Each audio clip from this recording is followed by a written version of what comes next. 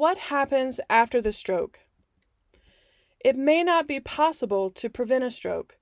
For survivors, since the stroke caused brain cells to die, it may be difficult to perform certain functions.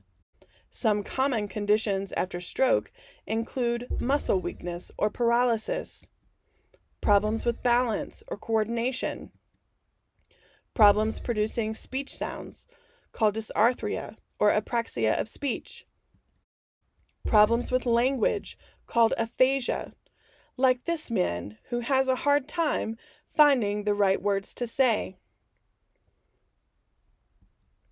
or like this woman who has a hard time understanding what others are saying. Aphasia can also mean someone has problems reading or writing.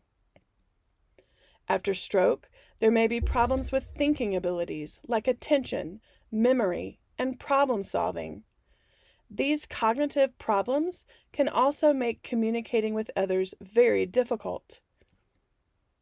After stroke, someone may have feeding or swallowing problems called dysphagia, problems with vision, fatigue, and mood swings, depression, or anxiety.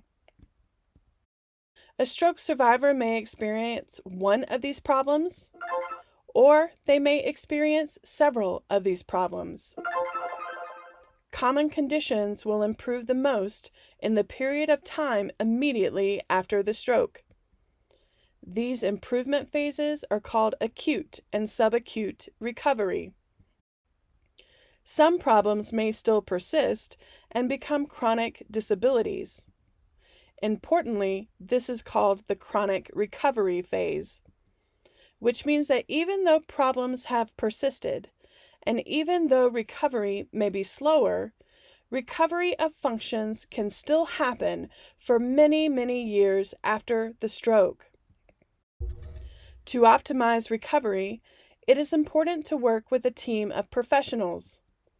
Doctors, such as neurologists, physiatrists, primary care physicians, and geriatricians. Rehabilitation professionals, such as speech-language pathologists, occupational therapists, physical therapists, and vocational rehab. Mental health professionals, such as counselors, rehabilitation psychologists, neuropsychologists, and psychiatrists. And people to help navigate recovery, such as patient navigators and social workers. To optimize recovery, it is also important to use available community resources. For example, stroke groups, brain injury groups, and groups that focus on a particular disability. Community resource centers, and federal and state human services departments and resources, including disability benefits from Social Security.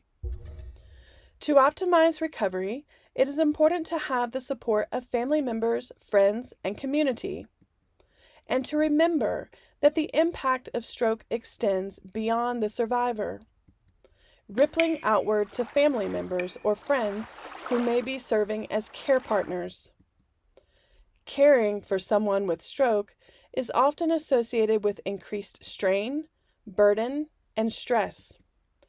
Care partners may have negative changes in their physical activity, social activity, mental health, and their employment and financial stability.